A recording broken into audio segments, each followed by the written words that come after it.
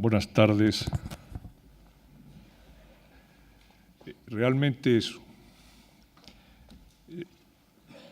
un placer venir aquí a Madrid, a la Casa de América, a hablar, podríamos decir, a reflexionar en voz alta sobre estas nuevas maneras de afrontar el estudio de la historia de América y comenzar con un pórtico, y se han pedido la lección inaugural, un pórtico de lo que inevitablemente hay que presentar, que es un hecho sobradamente conocido por todo el mundo, que ocurrió en el año 1492, de la era común,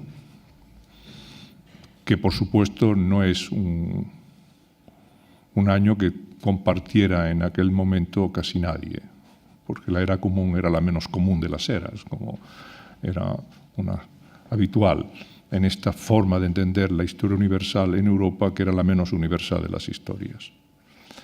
Pero se ha impuesto esa era común y hoy podemos decir que estamos en 2015, no todas las civilizaciones comparten este año, pero sí que es el año del que se habla comúnmente, ¿no? Por lo tanto, no voy a entrar en la un poco extravagante polémica de si 1492 es una construcción, que lo es, pero es una manera nosotros de reconocernos.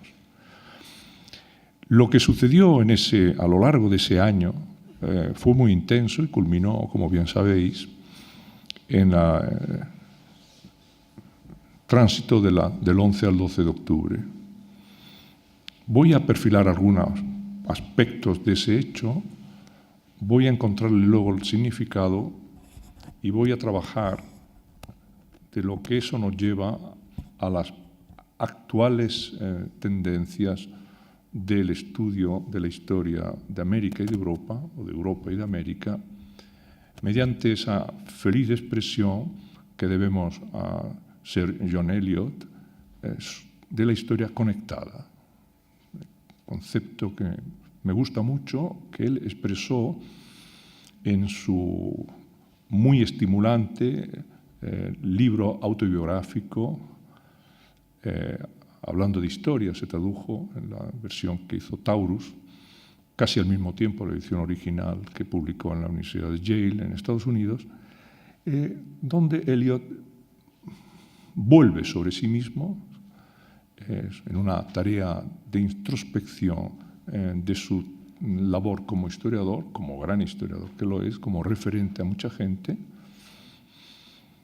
y plantea la necesidad de estudiar los momentos de encuentros de civilizaciones poderosas.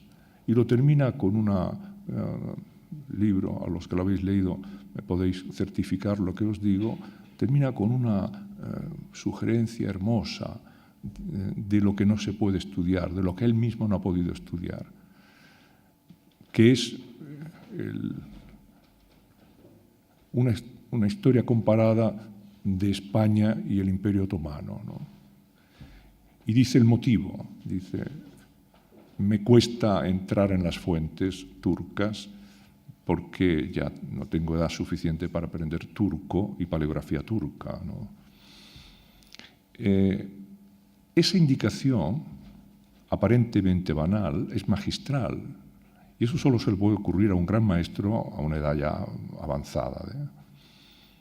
Y es demostrar que la historia es seria cuando tiene en cuenta las fuentes, las analiza, las interpreta, no las fuerza, inventa poco. Coloca la fantasía en un cajón, les da 5 vueltas a la cerradura y recoge del otro cajón la imaginación. La imaginación y la fantasía son contradictorias. Vivimos en un momento donde la historia es fantasiosa, malo. Historia de mala calidad, dice Margaret Macmillan, otra británica afincada en Inglaterra desde la cultura americana, ¿no? La historia que proyecta aquello que mi maestro decía, imaginemos las cosas, pero sostenida sobre fuentes severas, sobre un análisis de la fuente, un análisis heurístico, la historia con mayúscula.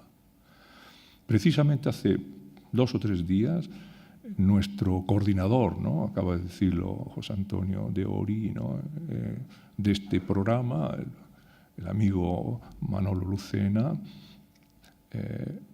escribía una tercera en la ABC hablando de estas peculiaridades, en una reflexión poderosa como todas las suyas, muy bien escrita como todas las suyas. Yo me encuentro, por lo tanto, en una situación donde el gusto, podríais pensar que voy a justificarme. Dori ya ha dicho que le interesó mucho uno de mis libros, y es verdad, yo he llegado a plantearme este problema, que quiero sacarlos aquí, desde un doble estudio. Uno, porque por gusto, pero también por obligación, cuando me nombraron el representante español en la Comisión de los 27 historiadores para Europa, la misión era el punto de vista de cómo el Mediterráneo y un poco la españolidad ve Europa. Y realmente, cuando surgió este libro, surgió un libro que en algunos países ha leído mucho, en otros no tanto, y probablemente algunas de las cuestiones que están pasando no pasarían si se hubiera leído en su integridad, ¿no? Y me refiero a toda la tensión que en Europa se ha generado en los últimos meses en relación a un pequeño, pero importante conflicto entre un grupo duro de la Unión Europea y unos cuantos países que no están muy seguros de que ese es el ajuste. Desde ese punto de vista, mi aportación a la historia de Europa en el libro que antes citaba, ¿no?, de Europa, era un libro que trataba de explicar, hacer un relato de lo que había significado Europa desde su formación hasta nuestros días, para que comenzáramos a pensar en términos europeos. Porque Europa tiene muchos elementos comunes, y de esos elementos comunes, y debía sacar la primera idea de esta charla de hoy, es la matriz cultural. Europa tiene una matriz cultural que ya estaba casi construida en 1492. La segunda cosa que me lleva es que también a raíz de debates fuera de mi nicho particular, de mi profesión como docente universitario, sino más bien vinculado a la problemática que la historia está teniendo en algunos países, y yo confío que en España forme parte de ese grupo, porque es el grupo de delantera, ¿no?, en Europa, donde la historia, el debate de la historia ya traspasa los nichos habituales y se mete en el campo no solo de la politología, de la economía, del mundo empresarial. Es decir, hay un interés por determinar las cosas en función de la manera que la tienen los historiadores de verla, que es diferente a los economistas, a los sociólogos, a los demógrafos, a los políticos, etc., ¿no? Es diferente. Yo creo que mejor, pero claro, esto es normal, ¿no?, porque si pensara que la visión de los médicos es mejor, a lo mejor me haría médico, a pesar de que ya tengo pocos años, a lo mejor, para seguir la carrera. Yo creo que es mejor, porque es una historia más ponderada. Y uno de los temas que me ha preocupado ha sido los encuentros de civilización. ¿En qué momentos ha habido dos civilizaciones que han entrado en contacto? Y precisamente porque he estudiado unos cuantos casos que he llamado momentos decisivos, microperiodos, que en muy poco tiempo. Pensemos que la historia que vamos a empezar en 1492, en 1526 estaba resuelta, para bien o para mal, Por lo tanto, son periodos muy acelerados donde se toman decisiones. Si son acertadas, magnífico, se construyen y se solidifican sociedades tolerantes, abiertas, muy creativas, muy desarrolladas. Si son erróneas, el desastre es completo. Incluso Diamond, que es un teorizador de la ecología, dice es que acertar o desacertar es la clave para que una civilización se colapse. De eso vamos a hablar un poco hoy. Esas dos líneas de trabajo reciente, en mi caso, desde los últimos años, 6, 7, 8, 10 años a esta parte, más inspirado por las obligaciones de algunos cargos, me ha conducido a mirar ciertos periodos de la historia, como este momento, desde la perspectiva de medievalista formativo que yo tengo. Bueno, llamemos que en una primera impresión, el pórtico de este tríptico que quiero abriros ahora es la jamba del tríptico, está cerrado, como si estuviéramos en un museo a la antigua que cerraban los trípticos y luego te los abrían, ahora están siempre abiertos y nos perdemos las puertas de los trípticos, que son a veces maravillosas. Tríptico hemos retenido 3 cosas: la verdad de la fecha, del dato, la necesidad de interpretarlo con una lectura rigurosa de las fuentes y el carácter conectado que tiene la historia en este momento. Vamos a ver cómo esos 3 principios, que son básicos en la historiografía del siglo XXI, pueden iluminarnos mejor a un hecho tan sobradamente conocido. Comencemos por el relato. Ya sabéis que Cristóbal Colón era un navegante un poco misterioso. Misterioso porque al final tampoco sabemos con exactitud lo que pretendía, y misterioso porque él mismo se cargaba de misterios. Cuando un personaje es misterioso, provoca en el historiador una doble reacción. Por un lado, un aumento de curiosidad y por otro, cierta desazón. Es un reto, es un desafío, ¿no? Porque si Colón, que era un navegante, hubiera navegado en otra dirección, le prestaríamos una atención menor. Bueno, pues allá él con sus problemas y sus misterios, ¿no? Pero resulta que Colón llevaba un tiempo madurando una idea realmente sorprendente. No por lo novedosa, sino por lo desafiante. Y era que, frente a los portugueses, la mejor ruta para llegar a Asia, es decir, a las costas de Japón, a Zipango, ¿no?, era atravesar el Atlántico de forma transversal. Y proponía para ello que él tenía un conocimiento propio no solo de la navegación, sino de los vientos, que en este caso son los alisios, que le permitirían volver. Dado que un viaje de ida sin vuelta es un viaje que tiene poca historia, aquí lo importante era volver, no ir. Y no solo porque confirmaba la tesis, ¿no?, de un gran geógrafo americano, que pese a su nombre, se llama Ji Futuan. Ya saben que América es un melting pot, ¿no? Un señor chino que se instaló y se siente americano, que dice que uno de los elementos de la matriz europea es la idea del viaje de ida y vuelta, el retorno, la idea del retorno permanente. Eso está en el mito originario de Europa, que es el viaje de Odiseo, de Ulises, ¿no?, que es un viaje de retorno. Los dioses caprichosos lo llevaron a las columnas de Hércules, a Perejil, precisamente decía Unamuno, probablemente. Y de ahí regresó a Ítaca, ¿no?, Nostos, ¿no?, retorno, el viaje de retorno. Ese movimiento, ¿no?, de ida y vuelta es lo que proponía Colón. Y empezó a jalearlo por los ambientes habituales de sus redes. Esto lo conocemos muy bien. no me voy a detener, pero os doy un par de informaciones. Conocemos muy bien, muy bien. Muy bien. Es decir, casi con certeza absoluta. Me refiero a esto porque como hay unas fantasías sobre el personaje en determinados lugares de esta patria nuestra, y más por donde yo vengo, que no se pueden debatir. Me decía Eliot, no perdamos el tiempo en debatir las fantasías. Eso no es un problema de historiador, es un problema de psicólogo, ¿no?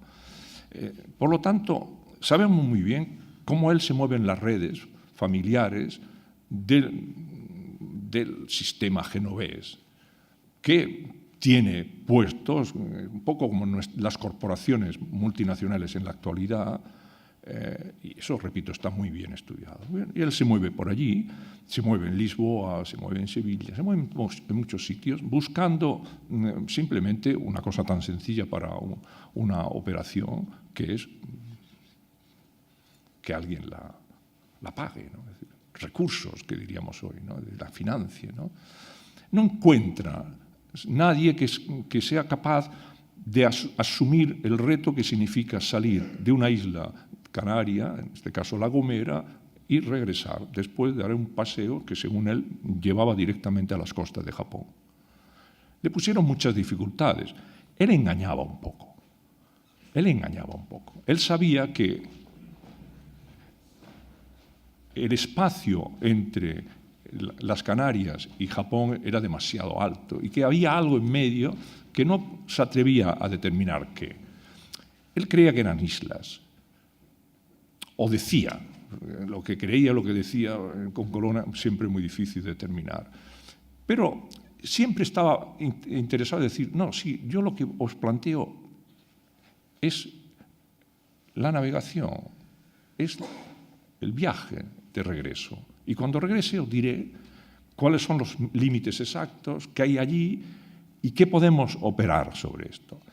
Parecía, fijaos bien, una empresa excesivamente costosa y arriesgada para tan poco producto.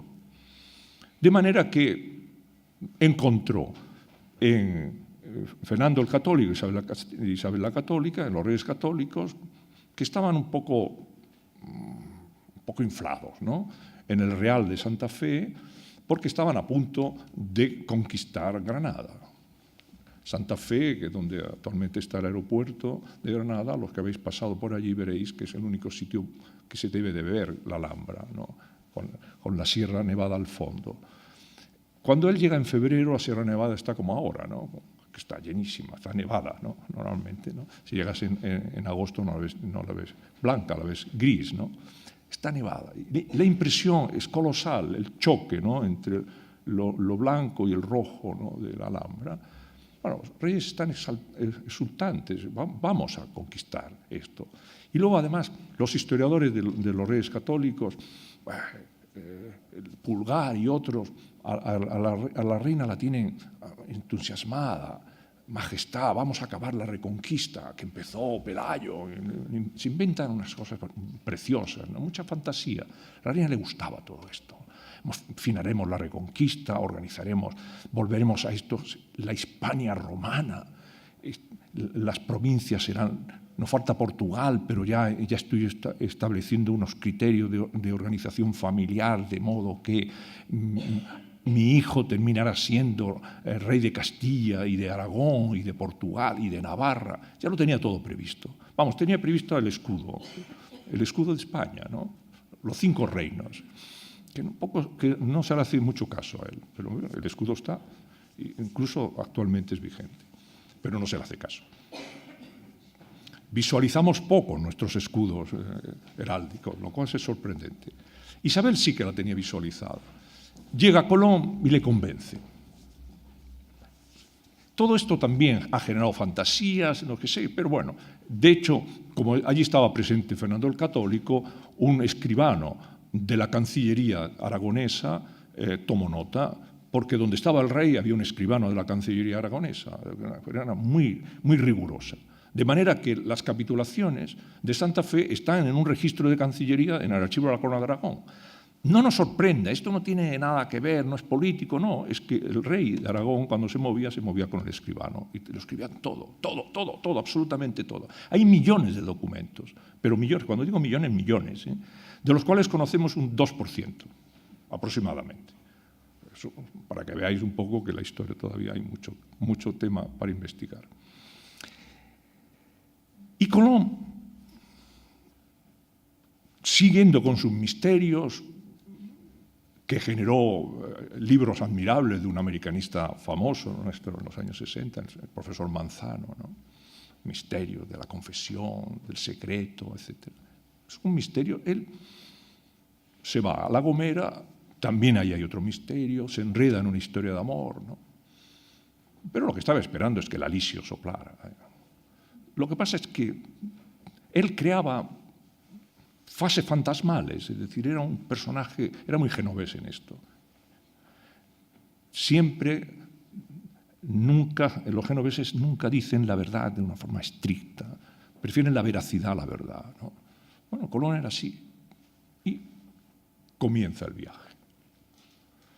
El viaje fue anotado en un diario de a bordo y en las glosas del libro que a él le servía de referente, que era el libro de Marco Polo, que en la versión francesa, que es la que está en la Biblioteca Colombina en Sevilla, anotada por Colón, formaba parte de la herencia de la familia, las glosas, en la versión francesa del Milione, que fue un texto que Marco Polo dictó en veneciano, porque no hablaba otra cosa, después de estar además casi 30 años en China, con dificultad hablaba veneciano, dictó en veneciano a un escritor de segundo nivel, pero que escribe muy bien, de segundo nivel intelectual, gran escritor, Cicelo de Apisa, que lo escribe en francés porque era la lengua culta.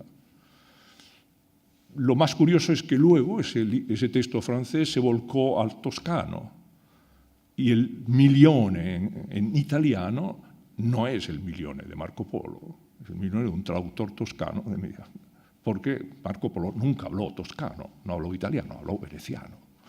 Bueno, son pequeñas cuestiones para determinar la fascinación que provocaba en un genovés el espejo veneciano.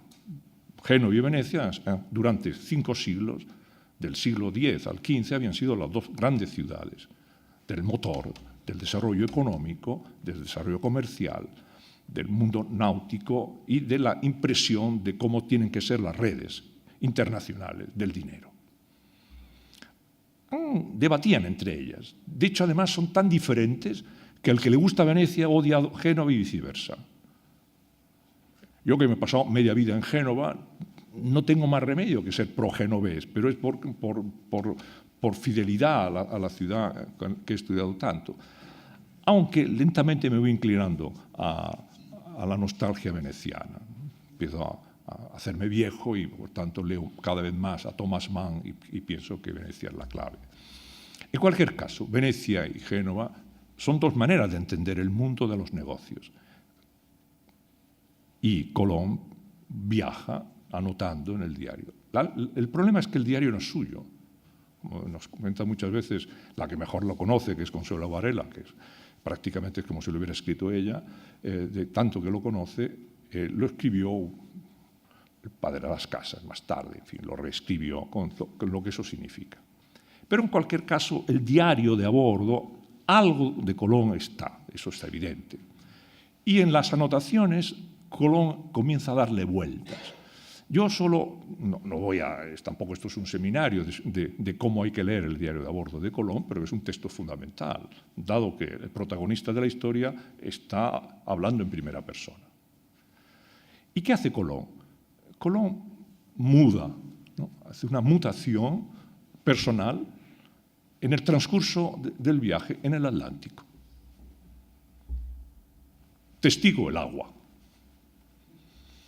Los que hayáis navegado alguna vez por el Atlántico, que es un viaje que merece la pena hacer, en un velero, en fin, una cosa de este tipo, saliendo a las Canarias, para ir justo a donde él llegó.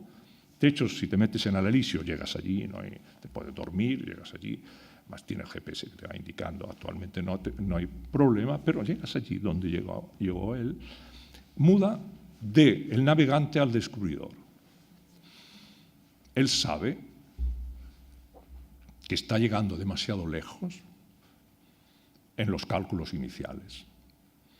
Por eso cuando en la noche del 11 al 12 dice que él ha visto a Occidente una luz llameante, una especie de algo que tranquiliza durante unas horas a la gente, hasta que Rodrigo de Triana dice aquello de tierra, ¿no? Que todo el mundo tan conocido. Luego debatirá, le sale el genovés, es mezquino, había un dinero en juego de quien viera por primera vez la tierra. Dijo Colón, yo, la luz que vi era la tierra, ¿no? El otro no, yo vi la tierra, entonces al final el guante se lo llevó Colón. Este personaje contradictorio que está atrapado entre dos mundos, está también atrapado entre dos culturas. Por un lado, Colón es un individuo forjado en la matriz cultural europea que ha creado el gótico borgoñón, que es la segunda gran modalidad del gótico que se desarrolla con una intensidad extraordinaria en toda Europa en el siglo XV. De hecho, esa segunda versión del gótico es la que vemos. Del gótico original vemos muy poco. Del gótico del 12 y el 13, muy poco. Tenemos que tener ojos muy especializados o irnos directamente a las reproducciones virtuales que se están haciendo. Porque el otro se construye sobre el anterior. La mayoría, por ejemplo, de nuestras catedrales, incluso la más sorprendente, Burgos, es una catedral del siglo XV. La grandeza de lo de Burgos es del siglo XV. Sevilla no digamos, Toledo no digamos, etc. No hablo de León porque esa es del siglo XIX, por lo tanto tampoco entremos en más cuestiones. Bueno, porque hay otra.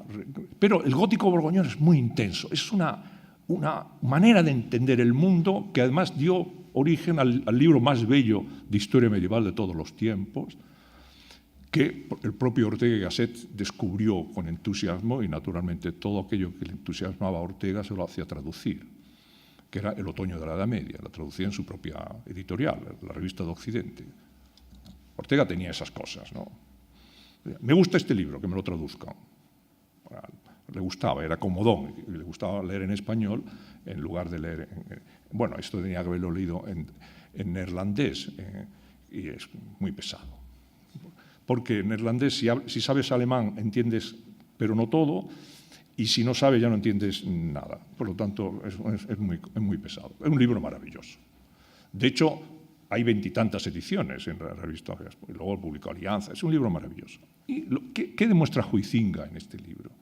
El gran historiador, el gran medievalista, demuestra que la matriz del gótico borgoñón es una matriz europea. Vamos a llamarla la Edad Media. Bueno, es una matriz medieval. Colón era muy borgoñón. Estaba educado en lo borgoñón. Los reyes católicos eran borgoñones. Isabel la Católica se rodeó. O sea, si vais, por ejemplo, a la Capilla Real de Granada y veis la colección de pintura con la que viajaba la reina Isabel, que está allí conservada en la sacristía de la Capilla Real, porque allí se quedó, según su testamento, junto a ella, junto a su cadáver en la tumba, ¿no? Porque quiso enterrarse en Granada, que esta es otra, y arrastró con ello a Fernando el Católico, esta es otra, ¿no? Como arrastra, ¿no? El carácter de esta señora, arrastra. Vemos que lo que se rodea es de pintura borgoñona, flamenca, decimos, ¿no? En la historia del arte clásico. La pintura, Van der Weyden, Van Eyck, los grandes, ¿no? Los grandes. Pinturas extraordinarias se rodea. En el Real las colocaba y él se siente la dolorosa, se mira las dolorosas de Van der Weyden, dice, este es mi espejo, le gustaba esto. Es fascinante, es el momento más fascinante de la historia europea. Además, la Europa borgoñona es la Unión Europea. La Unión Europea se crea siguiendo el modelo borgoñón.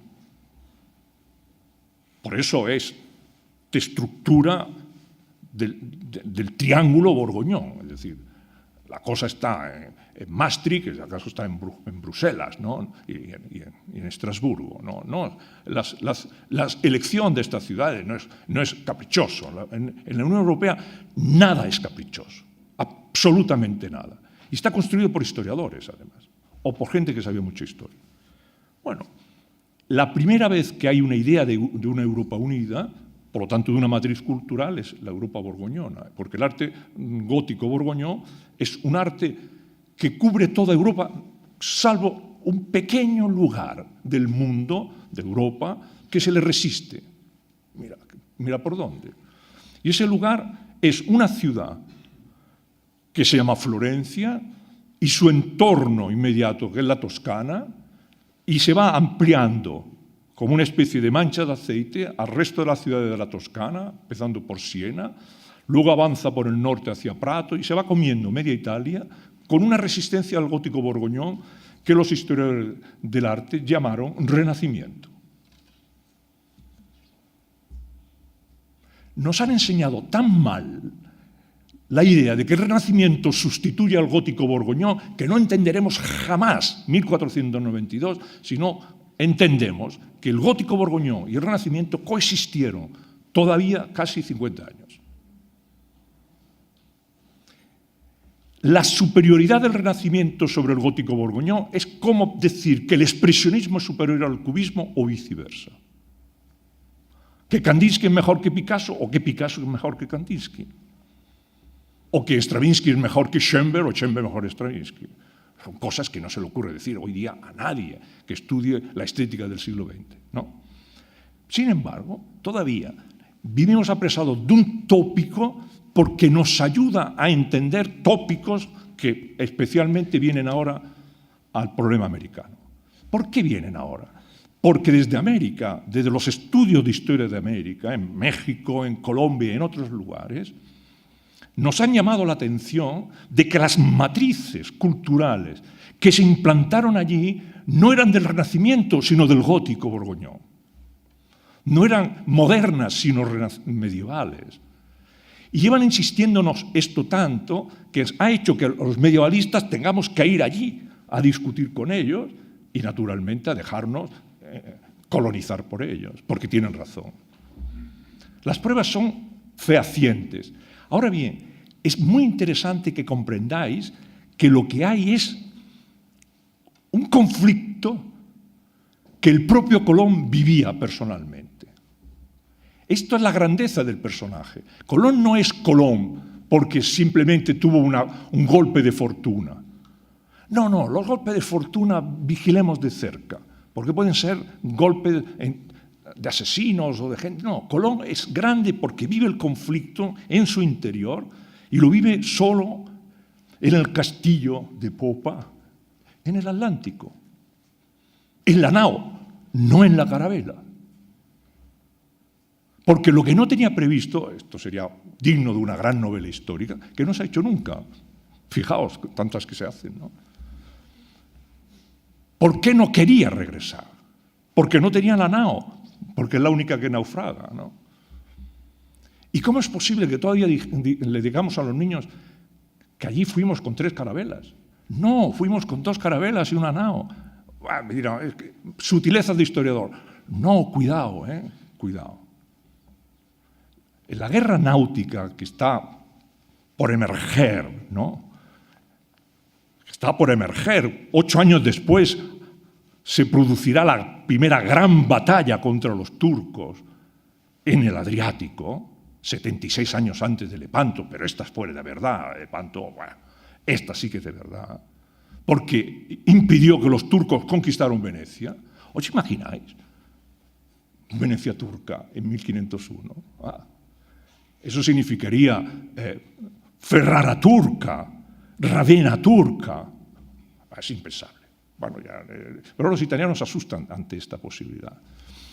Bien. Colón vive esa tensión porque sabe que en las próximas décadas el dominio en el mar será clave. Y el Atlántico no es el Mediterráneo. Parece una evidencia, pero es una evidencia a tener muy presente. Si fuera tan evidencia, Felipe II no hubiera hecho una guerra de galeras con galeones contra los ingleses en la Armada Invencible. Si fuera tan evidente, 70 y tantos años después. Si fuera tan evidente. Si fuera tan evidente, Yamamoto no hubiera atacado Midway, que la atacó y perdió 4 portaaviones, y con eso la guerra. La guerra los japoneses la metieron en Midway. Punto. Luego fue un largo devenir a ver cómo se acababan sangrante todo aquello. No tenían reacción. Ese tipo de acción de aceleración histórica se va a producir ahora, puesto que cuando Colón finalmente pone pie a tierra en Guanahani, una isla de las Bahamas, lo primero que dice, siguiendo la matriz europea del gótico borgoñón, he llegado a una de las islas que cita Marco Polo en el Milione. He llegado a Asia. ¿Dice la verdad o la veracidad? Está completamente convencido que no ha llegado a Asia, pero no sabe dónde ha llegado. Es muy hermoso la idea del non. Fijaos, es así que el gran historiador mexicano Edmundo O'Gorman, del que siento muy orgulloso de haber tenido durante un año su cátedra, esto es un prestigio en México muy importante, escribió un libro maravilloso llamado La invención de América.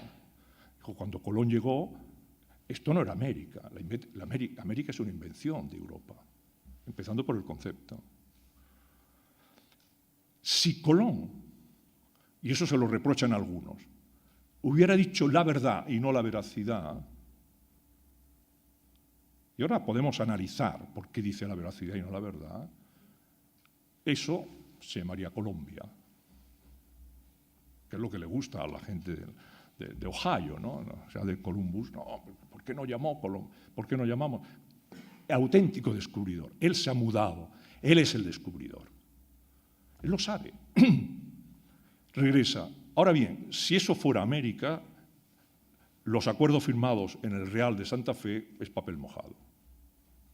Porque él va buscando una ruta, no buscando una tierra.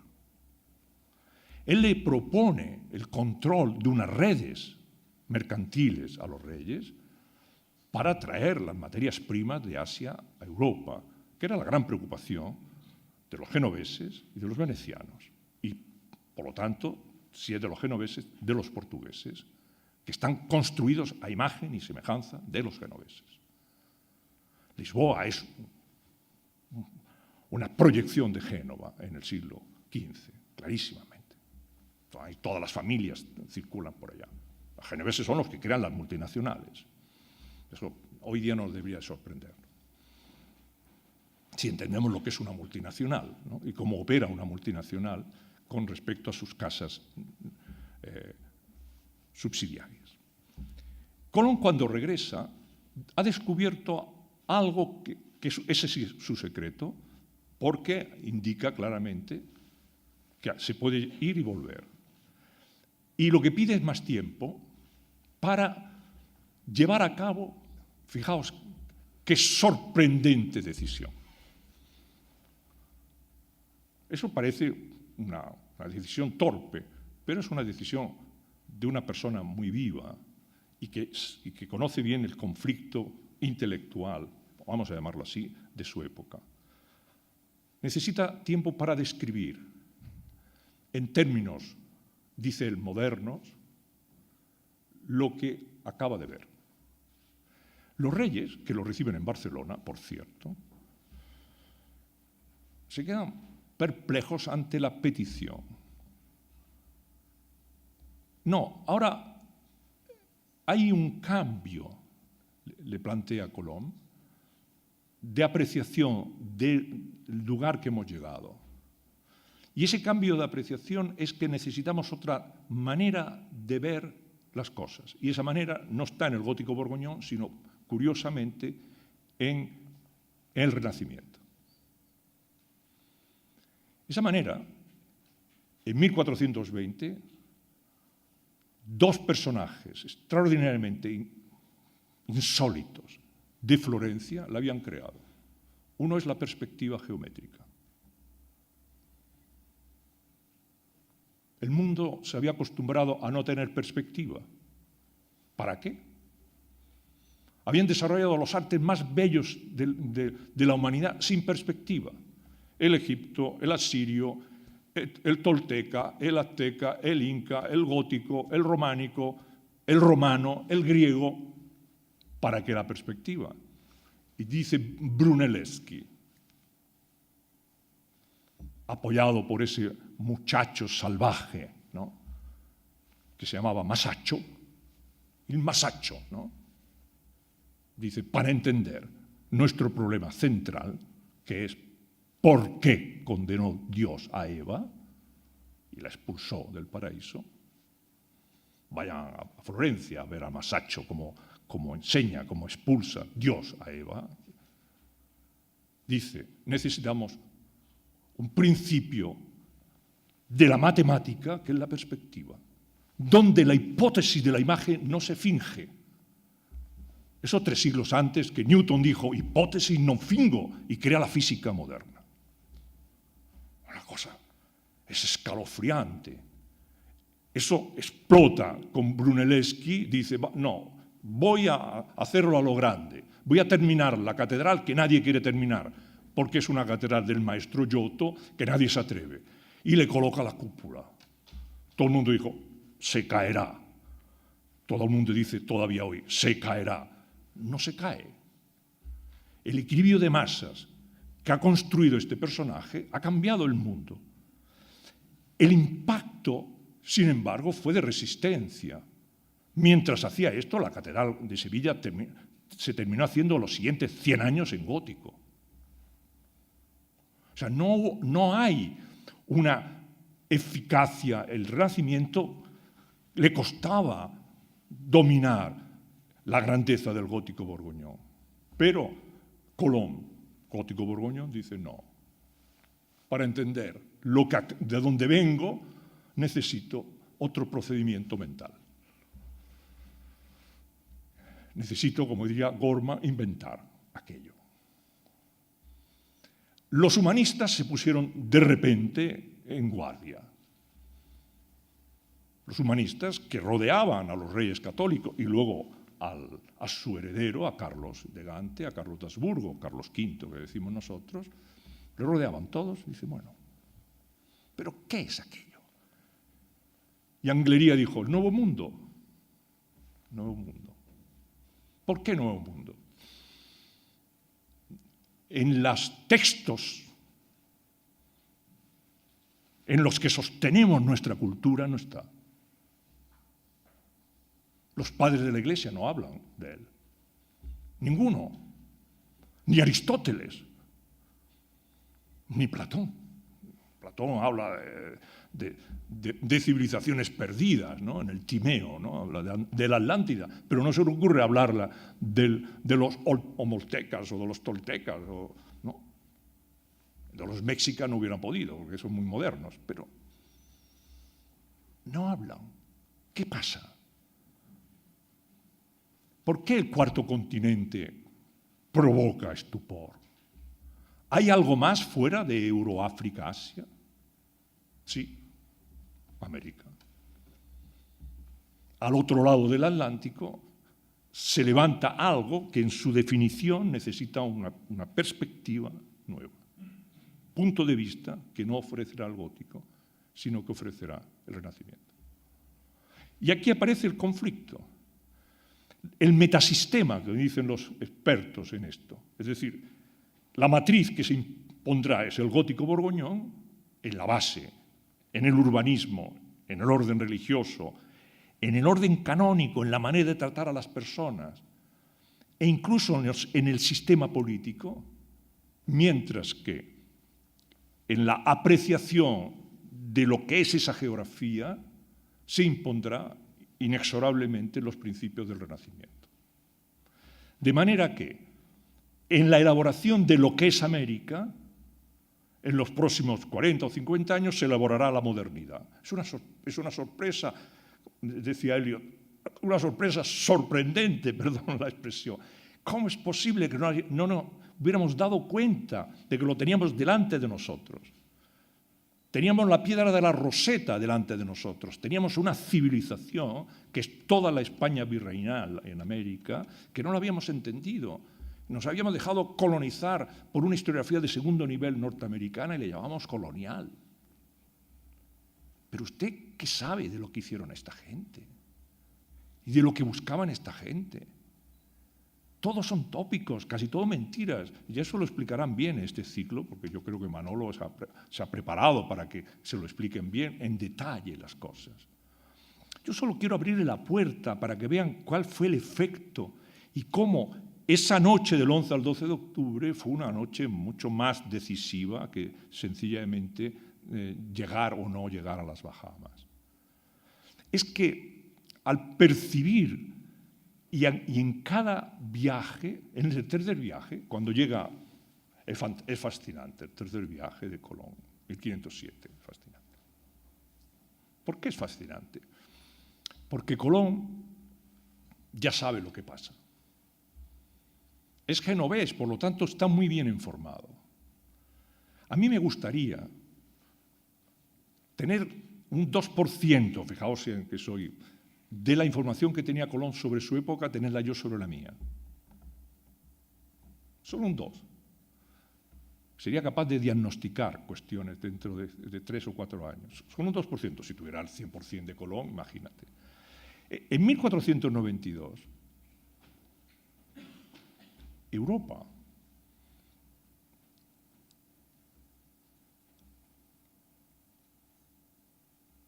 gótica, borgoñona, había resistido, y ese es el principio del Ducado de Borgoña, había resistido la tentación de convertirse en un imperio, de crear un imperio. En 1507 ya se han colocado las bases de lo que Elio llamó acertadamente el Imperio Español. Y hete aquí que el imperio es del país del que menos esperaba. La sorpresa es admirable. Luego podemos establecer los nexos entre los descubrimientos que se iba haciendo por Colón inicialmente y el fenómeno de que finalmente el imperio será un imperio español. Es evidente que es un imperio español con matriz borgoñona, porque el imperio quien lo impone es el duque de Borgoña, los duques de Borgoña. Y lo impone a través de un emblema político, simbólico, de un símbolo que todavía hoy lleva Felipe VI, rey de España. Y no se lo quita ni para dormir, que es el toisón de oro. ¿Se acordaron cuando lo coronaron y cuando se pusieron de calle? Los dos pusieron el toisón de oro como un pin, para decir, cuidado, nosotros todavía descendemos de los duques de Borgoña. Palabras mayores. No de los emperadores de Alemania, esas son cosas de segunda, los duques de Borgoña. Que son los que construyen el modelo, que es un modelo económico, social, eso está muy bien estudiado. La idea, y es una idea imperial. En 1492, balbuceos. Los reyes han empezado la negociación, los reyes católicos, muy astutos, la negociación de los matrimonios. Hay que casar a la gente. Hay que casar con los duques de Borgoña, con los hijos de María de Borgoña, la novia de Europa, la hija al hijo y el hijo a la hija. Una repetición bonita, para si fallaba uno tenían a la otra, ¿no? Da igual que la hija fuera Juana, la mal llamada loca, ¿no? Y todo esto. Esto nos desplaza. Pero en 1507, muerta Isabel la Católica, y por lo tanto sabiendo que la heredera es Juana, y el hijo de Juana, que es Carlos. Y Carlos, él, gracias a la red familiar que se ha creado, es duque de Borgoña, rey de Castilla, rey de Aragón y rey de Granada. Rey de Aragón, de la corona de Aragón, es decir, de Aragón, Cataluña, Valencia, Cerdeña, Sicilia y Nápoles ya en este momento, que es la corona de Aragón, que no es un territorio peninsular. Rey de Castilla, Castilla, es decir, Castilla, León, las Asturias, la Bética, la Andalucía, rey de Granada, que no formaba parte de la Bética, y a punto de ser rey de Navarra, porque el abuelo materno se le había metido entre ceja y ceja conquistar Navarra, y mandó, como siempre, a un duque de Alba. Cuando necesitaba conquistar algo, siempre mandan a los duques de Alba. Colón todo eso lo sabe. Portugal puede caer, pero al mismo tiempo, Carlos, aparte de todo esto, está a punto de ser duque de Milán, el gran duca, y emperador de Alemania, mediante una jugada espléndida. Bien, eso genera que el imperio español tendrá dos vertientes. Por un lado, será un imperio europeo, muy poco tiempo, hasta 1543, y un imperio atlántico, hasta finales del siglo XVIII, hasta la independencia. Y en algunos casos hasta finales del siglo XIX, porque algunos trozos quedaron. ¿Veis las dos? Colón es consciente de esto. Tercer viaje, llega al Orinoco, a la desembocadura del Orinoco. Mediante las leyes de la perspectiva y la geografía renacentista, que ya está muy avanzada, se da cuenta de que un caudal de agua tan grande no puede venir de una isla. Es técnicamente imposible. Experimentación. Caben dos cosas. Una broma genovesa. Dice, este río nace en el paraíso. Y cuela. Pero es que Colón hablaba en serio.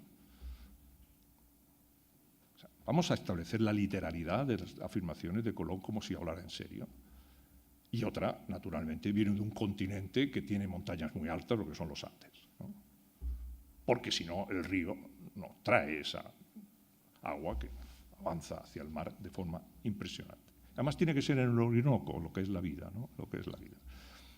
En 1507 se da cuenta claramente de que eso es América y, como él es reticente, el piloto, Americo Vespucci, se lo dice a los Medici lo dicen a Wissmüller, que es el geógrafo de los Medici, que está en Nuremberg, y aparece en la geografía América, el nombre de Amerigo Vespucci, el piloto. Bueno, ya el nuevo mundo es otro continente. Y ahora hay que buscar dos cosas. Cómo salir de él, ya que se ha entrado, cómo salir de él. Es muy importante cómo salir de América, más de lo que parece. Si se sale siguiendo el modelo portugués, buscando una navegación o atravesándolo. Bueno, ya tenemos dos posibilidades, ¿no? Irse hasta, en fin, la Patagonia, ¿no? Para atravesarlo, para circunvanegar, ¿no? O atravesarlo por Panamá, por el Istmo de Panamá. Bueno, ya tenemos todas las aventuras, las experiencias, la épica, todo ese fenómeno que se genera sobre el problema. Y ahora vamos, tengo tiempo, 5 minutos. 5 minutos, si me lo permitís, luego me podéis permitir. Vamos a lo serio. ¿Qué afecta a Colón? Como le afecta a todo el universo de los individuos que viven en este entorno entre 1492 y 1526-30. Hasta que Magallanes da la vuelta y viene Elcano y dice sí. No solo hemos descubierto un continente, que hemos descubierto otro océano, que es el Pacífico, y esto ya es más complicado de lo que parece. Llega, lo dicen, perfecto.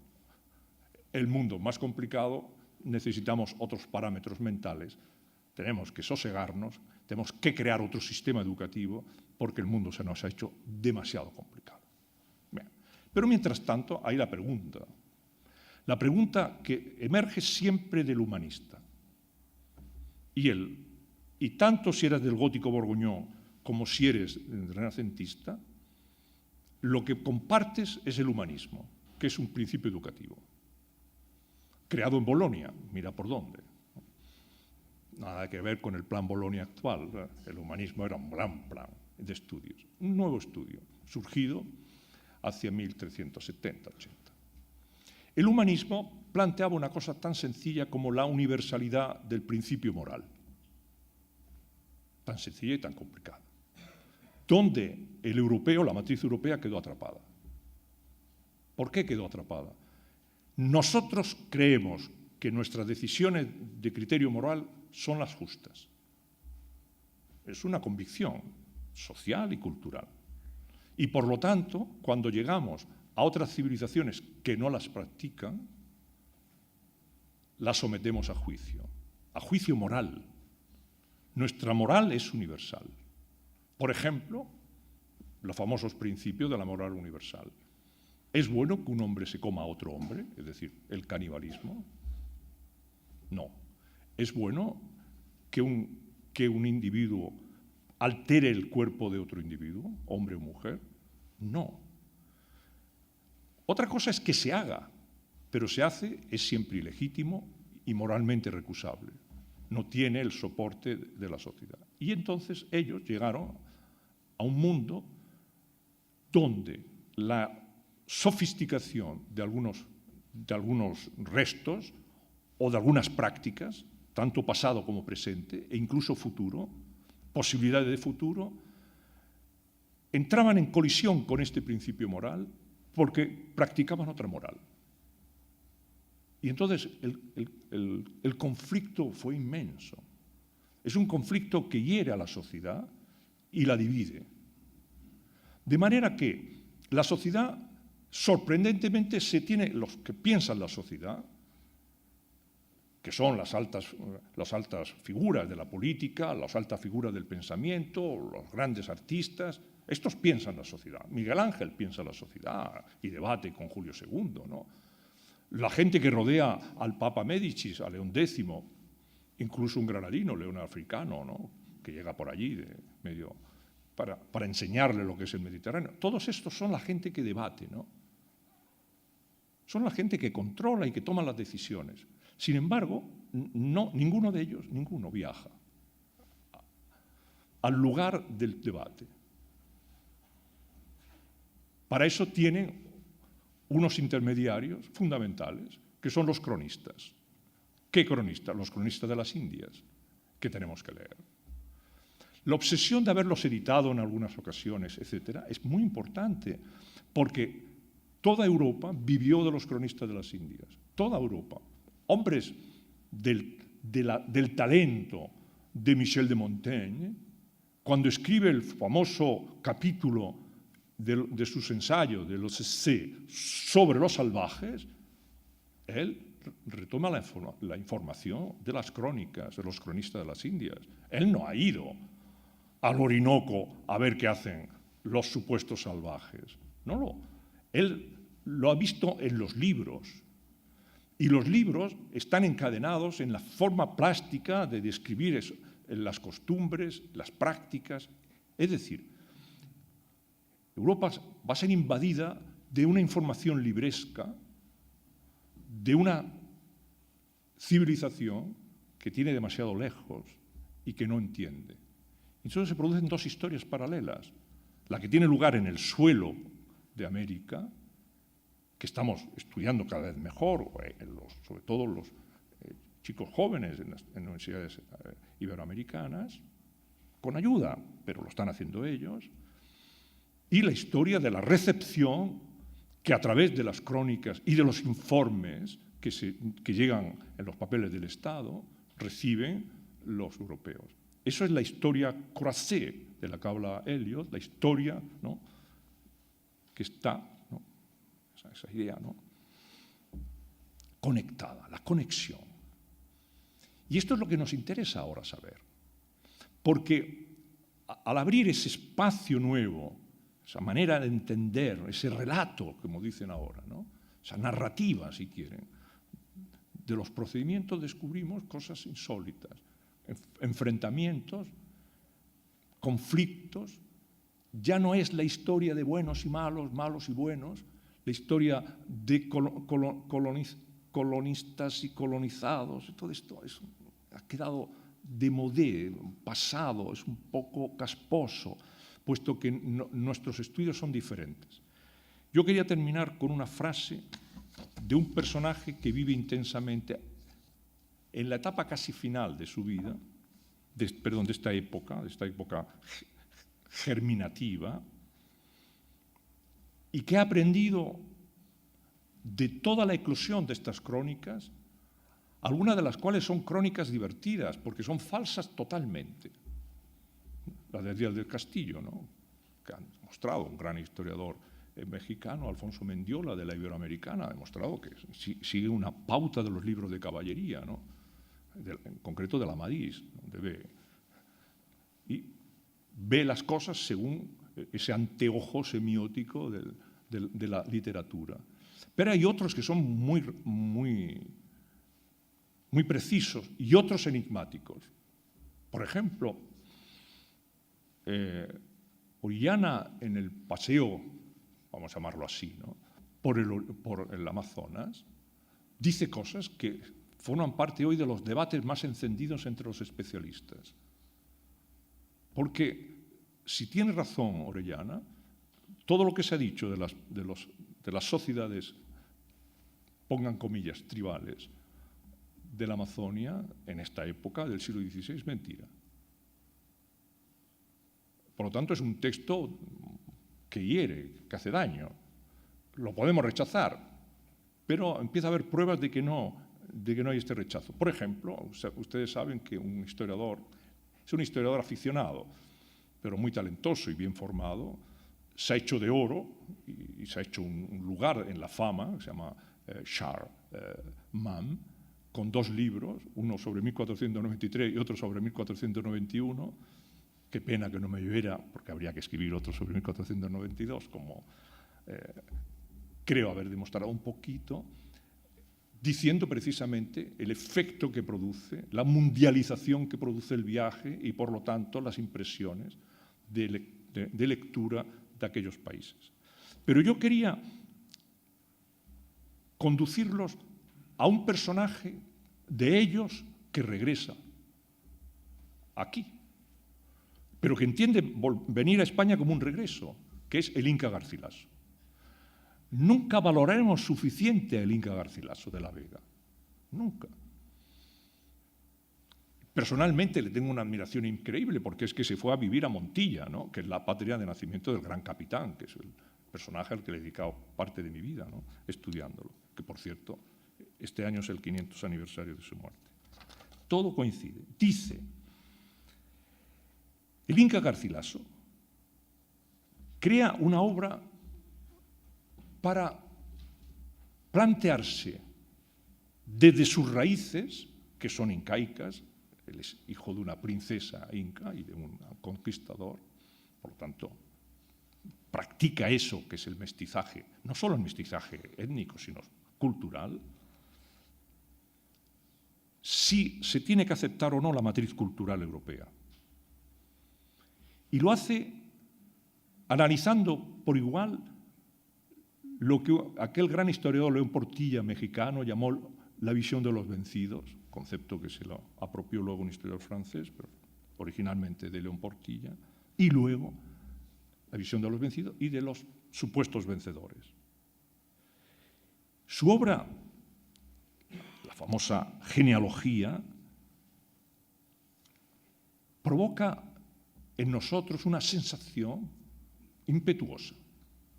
Por lo tanto, es muy recomendable leerla para tener esa sensación. Y esa sensación, a mi modo de ver, es el último efecto de esa historia con mayúscula que empezó con el viaje de Colón de 1492. La historia de un encuentro entre Europa y América, del intento de introducir una matriz cultural europea en América y de los modos de cómo se hicieron, de las resistencias que supusieron y las maneras de percibirlo como el Inca desarrolló. Eso es lo que he querido deciros. Si lo he hecho bien, muchas gracias. Si no, perdónenme.